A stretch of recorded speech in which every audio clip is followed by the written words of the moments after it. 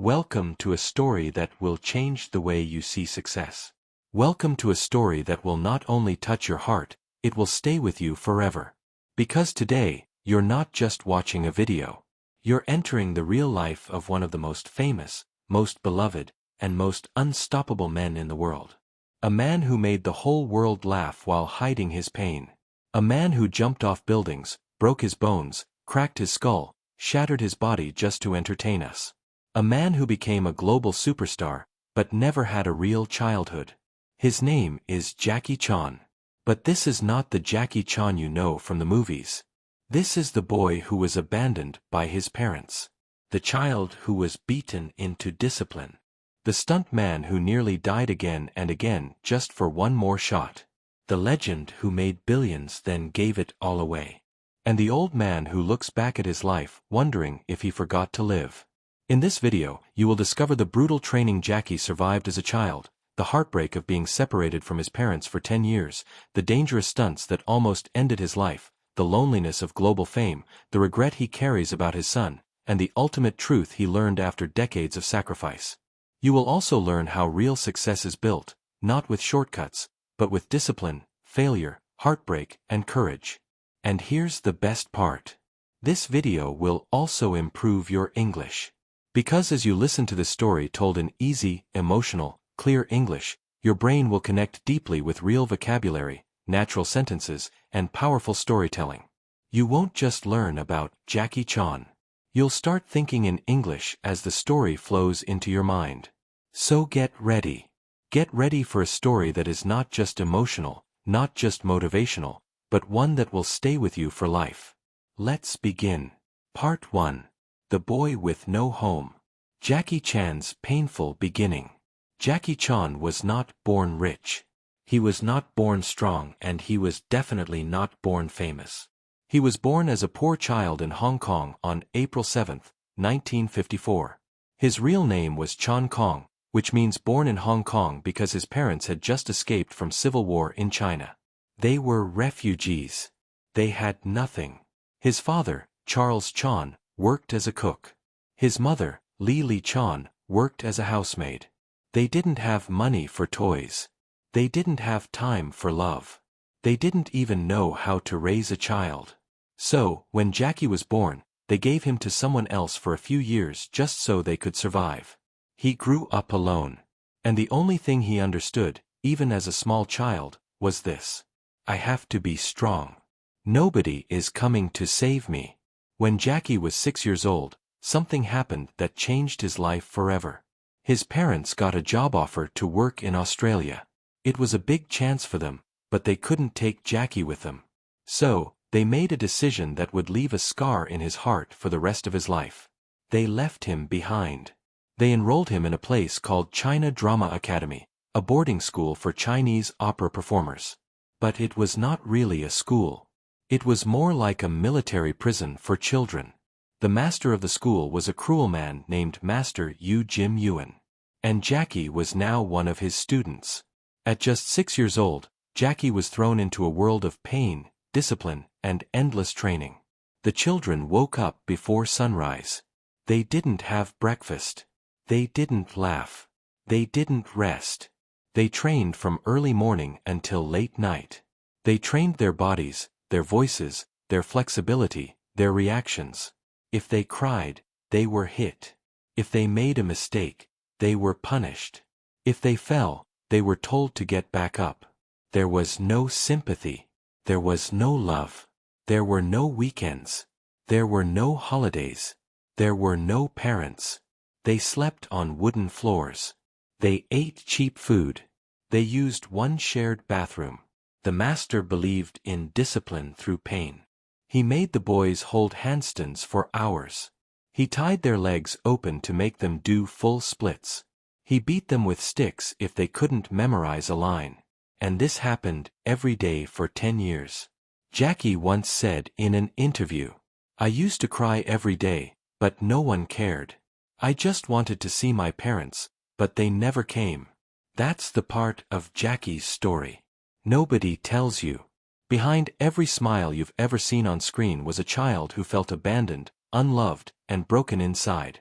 Inside the school, Jackie met other boys who would become his brothers. Together, they were called the Seven Little Fortunes. It was like a team of top students who were the best at acrobatics, kung fu, and performing. They toured all over Hong Kong doing shows for money. The leader of the group was Jackie. Even back then, he had extraordinary talent. He could do flips. He could jump through rings. He could fight, sing, fall, and dance all in one performance. He wasn't doing it because he loved it.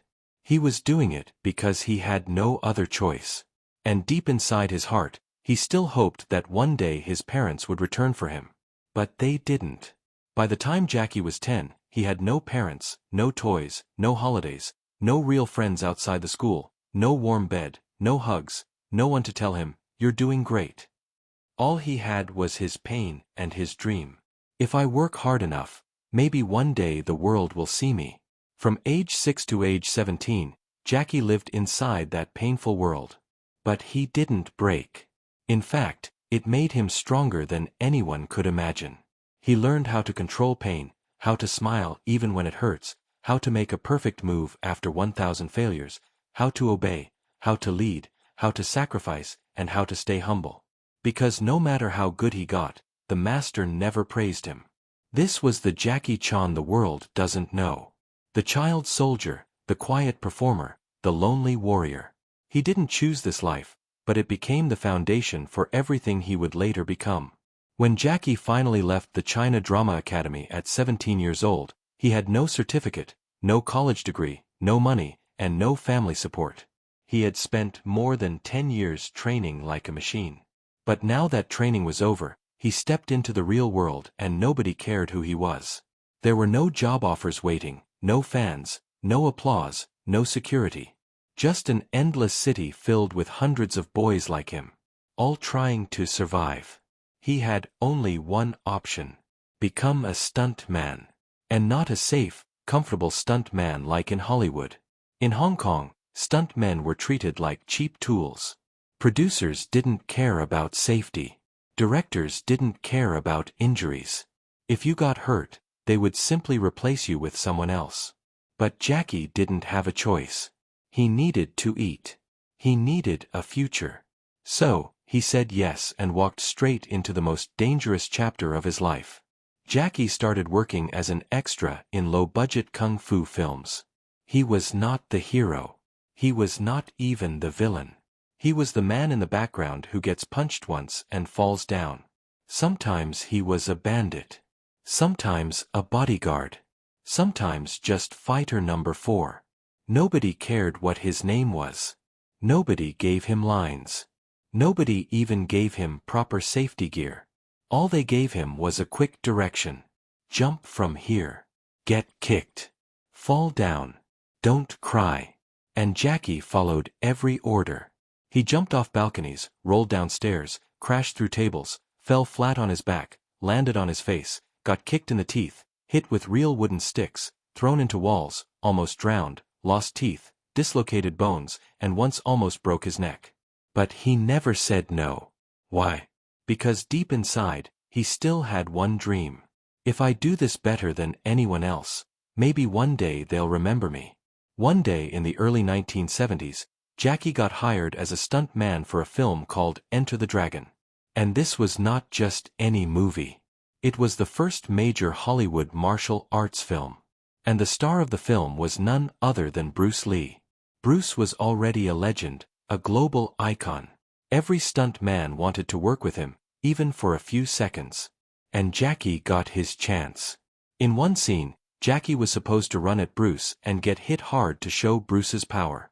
That was it. 1 second of pain, 1 second of visibility. Jackie ran. Bruce hit him hard with a stick. And Jackie fell so hard that he forgot where he was. But what happened next changed Jackie's life. Bruce Lee stopped the scene, rushed over and helped Jackie up. He touched Jackie's head gently and asked, "Are you okay?" It was such a small moment, but for Jackie, it was the first time someone important noticed him. He pretended he was still hurt just to enjoy a few more seconds of Bruce Lee's kindness. 1 second made Jackie believe if Bruce Lee can become a global icon, maybe I can too. But I'll have to find my own way. Because Jackie knew something. He could never become Bruce Lee. Bruce Lee was serious, powerful, clean, perfect. But Jackie, he was always falling, always messy, always funny. So Jackie made a decision. I won't copy Bruce Lee. I'll do something nobody else does. I'll be the man who fights and falls, who fights and laughs, who fights and gets hurt but gets back up. That was the moment Jackie began to shape his future. Even after working with Bruce Lee, Jackie's life didn't change instantly. For years, he was just another nameless man getting kicked on camera. Producers laughed at him. Directors ignored him. Nobody gave him a main role. Some even said, "Your face is not good for movies. You look funny. You don't talk like a hero. You can't be the lead actor." It would have broken most people. But Jackie kept going. He worked 18 hours a day, slept on studio floors, ate cheap noodles. Sometimes he didn't even get paid. But every day he practiced. He studied how other actors moved. He trained his face to show emotion. He studied comedy. He trained his body to fall safely but look painful. He rehearsed thousands of stunts until they looked real but controlled. Because Jackie had a secret mission. One day I will create a new kind of hero. A hero who makes you laugh while bleeding. A hero who doesn't always win but never gives up. In 1978, Jackie was offered a role in a film called Snake in the Eagle's Shadow. It was a low-budget kung fu comedy. But for the first time, Jackie was allowed to mix martial arts and comedy. He played a weak, silly young man who learns kung fu in a strange way, using humor, surprise, and fast movements. The audience loved it. They had never seen anything like this before. Jackie made them laugh, then fight, then fall, then win. He was not perfect like Bruce Lee, but he was real. He was the guy who looked like you, who failed, got hurt, and still stood up. The film became a big success. And then another one followed, Drunken Master. And suddenly, Jackie Chan became a name people remembered. He had found his style. Not Bruce Lee's style, not anybody else's style, but Jackie Chan's style. Pain, laughter, chaos, stunts, comedy, and courage. Jackie didn't get lucky. He didn't know the right people. He didn't have rich parents. He didn't get help.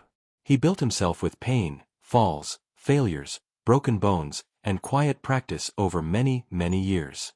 And now he was finally ready to take the next step to become more than just a star in Hong Kong.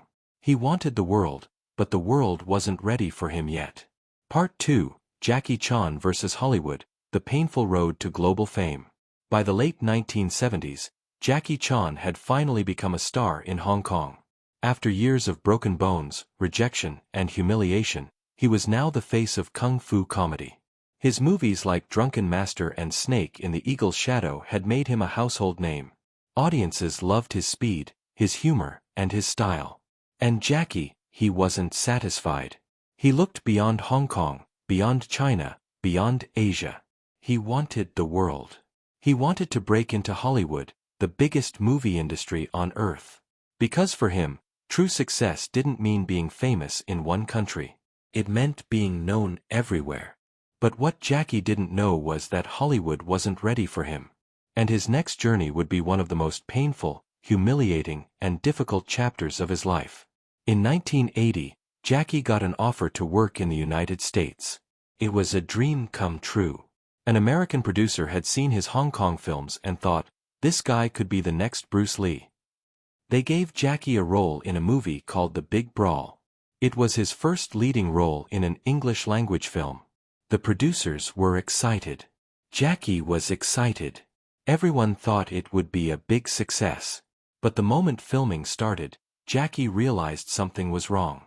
The American director didn't understand Jackie's style.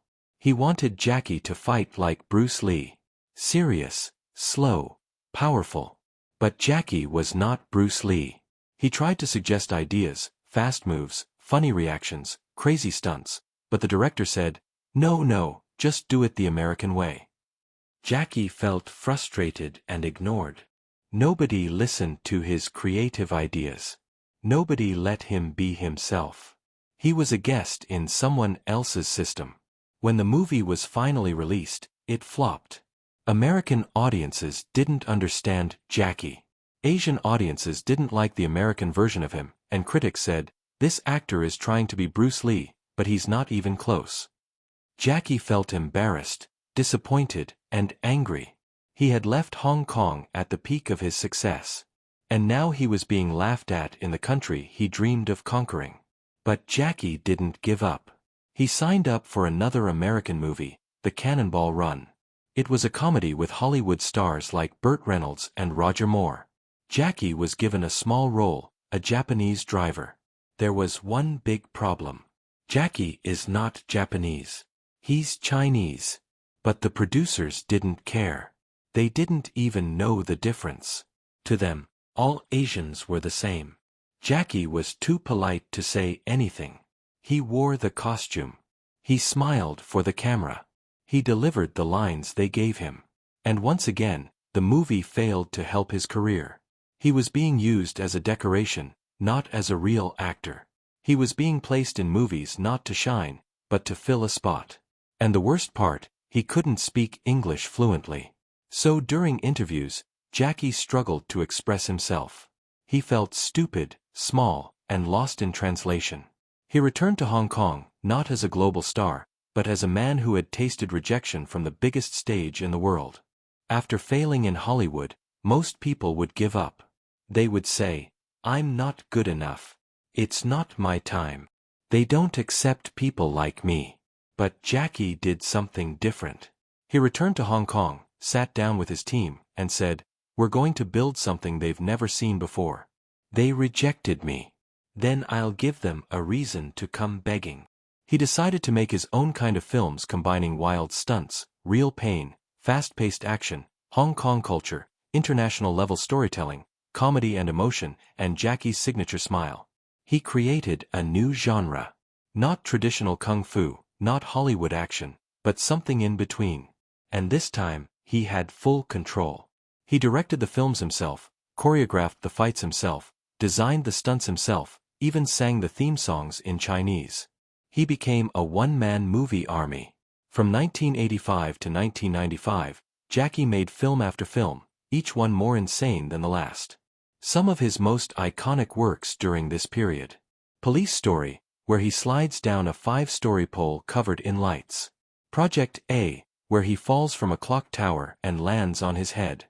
Armor of God, where he jumps between trees and cracks his skull open. Rumble in the Bronx, where he breaks his ankle and keeps filming with a sock painted to look like a shoe.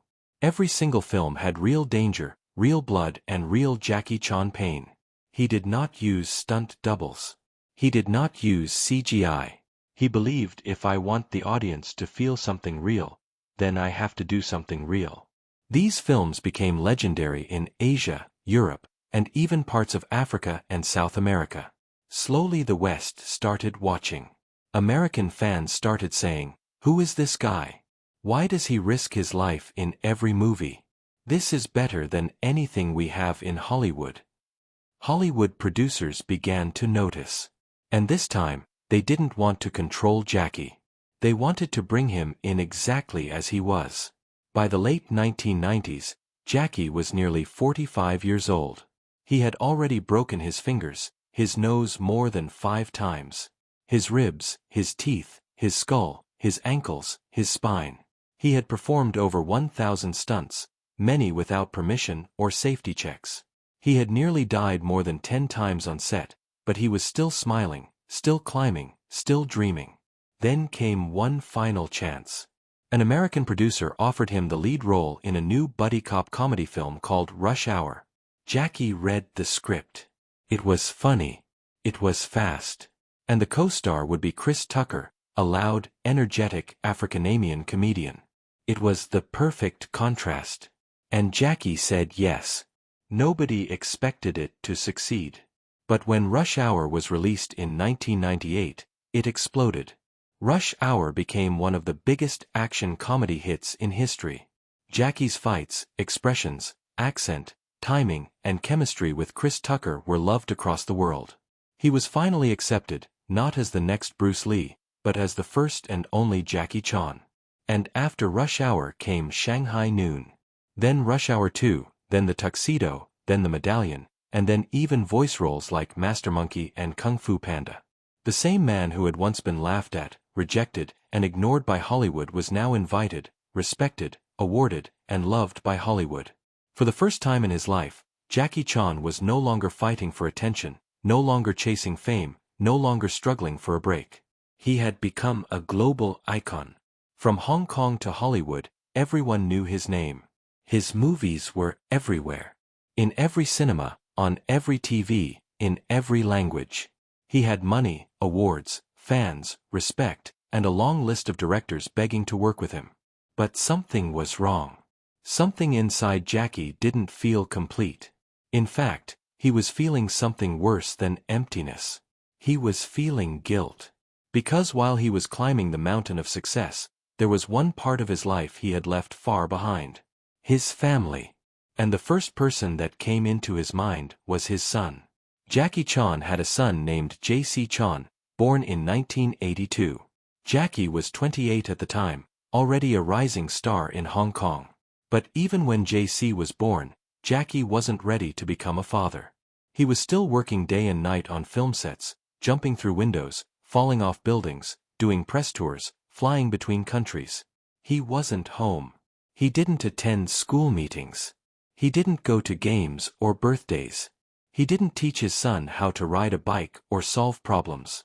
Instead, Jackie said to himself, if I make more money, I can give my son a better future. But what J.C. wanted wasn't money. He wanted his father. By the time Jackie realized this, it was too late. J.C. had grown up feeling ignored, unseen, and unloved. In interviews, Jackie admitted that he was often raised by his mother, helpers, and private tutors, but rarely saw his father. And when they did talk, Jackie was not soft. He was strict. He was cold. He didn't know how to be emotionally present. Years later, Jackie wrote in his autobiography, "When I think about my son, I feel I've failed. I was too focused on success. I gave him everything except myself." He admitted that he once hit J.C. so hard during an argument that his wife had to pull him away in fear. He later said, "I regret that moment every day." Jackie had grown up being beaten by his master. That was how he learned discipline. But he didn't realize his son wasn't him. J.C. wasn't a fighter. He wasn't a stunt man. He wasn't trying to be a martial artist. He just wanted to be a son. But Jackie couldn't see it then. He was blinded by ambition. J.C. tried to follow in his father's footsteps, entering the entertainment world. He studied music. He tried acting. But every time he appeared on screen, people said, "That's Jackie Chan's son. Let's see if he's like his dad. He better be great." The pressure was crushing.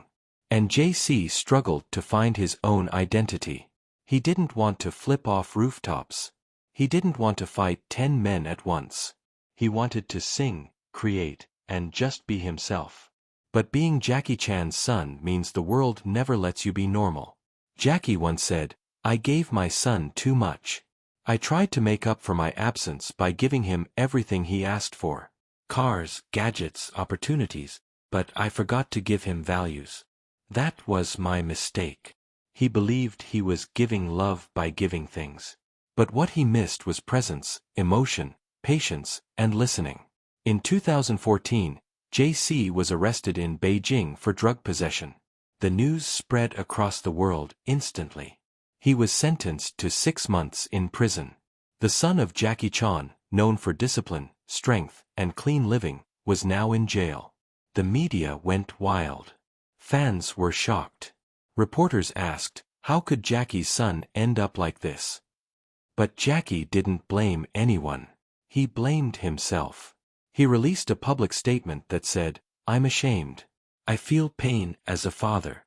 J.C. must take responsibility, but I know this is also my failure. I didn't guide him well. I failed to be there when it mattered most." It was the most emotional public apology Jackie had ever made. Behind the strong body, the smiling face, and the fighter's heart was now a father full of regret. As Jackie entered his 50s and 60s, he started to reflect more deeply on life. He thought about his childhood. He thought about his pain. He thought about his career. But most of all, he thought about his legacy. He made a shocking decision.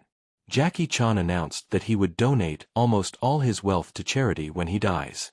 Not to his son. He said, if JC is capable, he can make his own money. If he's not, he won't know how to keep my money anyway. This made headlines around the world. Some people supported it. Others were confused, but Jackie explained, I don't want to leave behind money. I want to leave behind values. My money came from pain. If my son doesn't understand that pain, the money will destroy him. He wanted Jackie to learn the way Jackie learned by falling, by failing, and by growing strong through it. Even with all his success, Jackie now spends many days thinking about what he missed. He missed the warmth of a father-son bond. He missed moments of childhood. He missed conversations that could have changed everything. He has said in interviews, when you're young, you think money is everything. You think fame is power. But when you grow older, you realize the most important things in life are love, peace, and time. Jackie started doing more charity work, helping schools, orphanages, and young stunt performers. He became more active in public education, safety campaigns, and youth training. He also began mentoring young actors, giving them advice he never received because he didn't want others to repeat his mistakes. Jackie Chan remains a hero to millions. But his legacy is not simple. Some criticize his political opinions.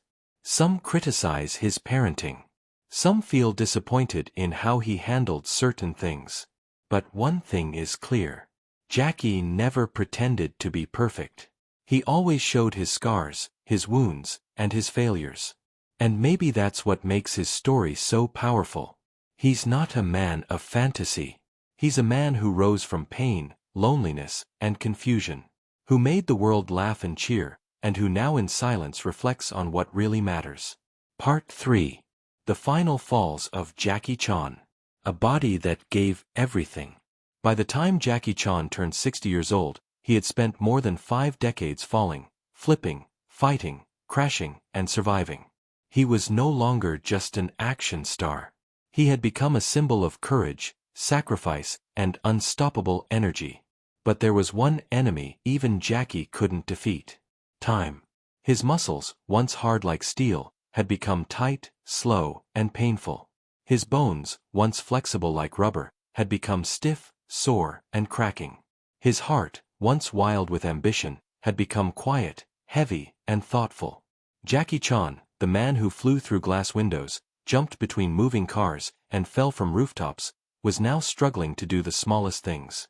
He couldn't bend the same way. He couldn't sleep without pain. He couldn't run without feeling the tight pull of years of injuries. But still, he refused to stop. By this stage in life, Jackie's medical file looked like a war survivor's. He didn't just get hurt once or twice. He was almost killed more times than most people can count. Let's look at the real list. Skull fracture from Armor of God where he almost died and started bleeding from his ears. Broken nose more than 3 times. Broken fingers several times. Dislocated shoulders many times. Fractured ribs, countless broken ankles. Once had to wear a sock painted like a shoe just to finish a movie. Pelvis injury made walking difficult for years. Teeth knocked out, then fixed and lost again. Severe burns from explosions gone wrong. Permanent hearing loss in one ear. Back injuries that still make it hard for him to sit for long. Chronic spinal pain from decades of abuse. And perhaps the worst part, most of these injuries were never fully healed because Jackie never took long breaks. He would rest a little, then go back to set. Why? Because he believed if I don't finish the movie, the whole team suffers. I can't let them down. That was Jackie's biggest strength and biggest flaw. He never put himself first. Even after 50, Jackie continued doing real stunts that most actors wouldn't dare attempt at 25. In movies like Who Am I? He slid down a 21-story glass building without a harness. Chinese Zodiac. He jumped across cliffs and did fast-paced car chases. Skip Trace. He was in freezing water for hours. Vanguard. He performed multiple chase scenes even after injuring his hip. Producers begged him to use stunt doubles. But Jackie always said the same thing. If the audience sees my face in the shot, they believe it. If they believe it, they feel it. That's what I'm here for. To make them feel something real. That was Jackie's mission, not just to entertain, but to make people feel something real, even if it broke him. After each scene, Jackie didn't go home smiling. He often limped back to his trailer, holding his back, icing his legs, sometimes crying from the pain. He couldn't sleep well. He had trouble standing for long. His hands would shake after every fight scene. And sometimes he had to be helped just to take off his costume. But when the camera turned on, he became Jackie Chan again because he knew there are people out there watching this movie who are going through pain, sadness, and depression. If I can make them smile even for 10 seconds, it's worth everything. That was his mindset. And that's why the world loves him. Not just for his talent, but for his heart. As Jackie reached his 60s, his doctors started warning him. They said, "You can't take another fall like this. If you hit your head again, you could lose your memory. One wrong move could paralyze you." But Jackie kept pushing because stopping meant facing something he wasn't ready for. Silence. For more than 50 years, he had lived in front of cameras. He had been the center of sets, the leader of crews, the man who jumped first. If he stopped, he wouldn't know who he was anymore. So instead of fully retiring, Jackie chose a new path. He would slowly shift from action to mentorship, from falling on screen to lifting others behind the scenes. But the transition wasn't easy. Jackie began investing in younger actors and stunt teams. He trained them, fed them, protected them, and gave them opportunities the same way he never had. He created scholarships, opened training centers, funded film schools, and told every young actor, "Don't copy me, learn from me, and then do better." He also started doing more voice work like in Kung Fu Panda where he played Master Monkey. It was less physical but still powerful because Jackie realized something. Even if I can't fight the same, I can still inspire. That became his new fight. To use his story to lift others. In recent years, Jackie began receiving Lifetime Achievement Awards around the world. At the Oscars when he finally received his honorary Academy Award, he said, "After 56 years in the industry, after making over 200 films, after breaking so many bones, I finally have one of these. Thank you." He smiled, but his eyes were wet because he remembered the wooden floors of China Drama Academy, the rejections in Hollywood, the broken skulls, the broken heart, and the years of waiting for the world to understand his value. He also gave a speech in Beijing where he said, "If I had another life, I wouldn't do it all again. Not because I don't love my fans, but because I would like to live once without pain." That was the most honest line he had ever spoken. Even legends get tired. Jackie Chan's body gave everything it had. It bent, cracked, bled, and carried his dream across the world. But now it's slowing down. He can no longer jump the way he used to. He no longer fights in the same style. He chooses carefully what to do. But in that slower pace, there is wisdom. There is peace. Because Jackie has proven everything. He doesn't need to fall anymore because the world already rose for him. Part 4. The Final Bow. Jackie Chan's last chapter. The cameras are quieter now. The stunts are fewer. The crowds still scream his name, but Jackie no longer runs to the edge of the rooftop, ready to fall. He walks slowly now. He smiles more softly. He sits longer, breathes deeper, and talks more carefully. Because after spending over 60 years in the spotlight, after breaking almost every bone in his body, after rising from poverty to global fame, after losing himself, finding himself, and losing again, Jackie Chan is no longer chasing the next hit movie. He's chasing something else. Something he had ignored for most of his life. Peace. Today, Jackie lives a slower, simpler life. He still acts occasionally, but only in carefully chosen roles. He avoids risky stunts now. He respects his age. He listens to his body. Most of his days are now spent training younger actors, writing and reviewing scripts, attending charity events, traveling to give talks at schools and universities, sitting quietly in nature, reading, meditating, or remembering. He often visits his old stunt team, many of whom are also aging, injured, or retired. They share stories. They laugh. Sometimes they cry because those men are the only ones who truly understand the pain, the fear, and the glory of what they gave up for cinema.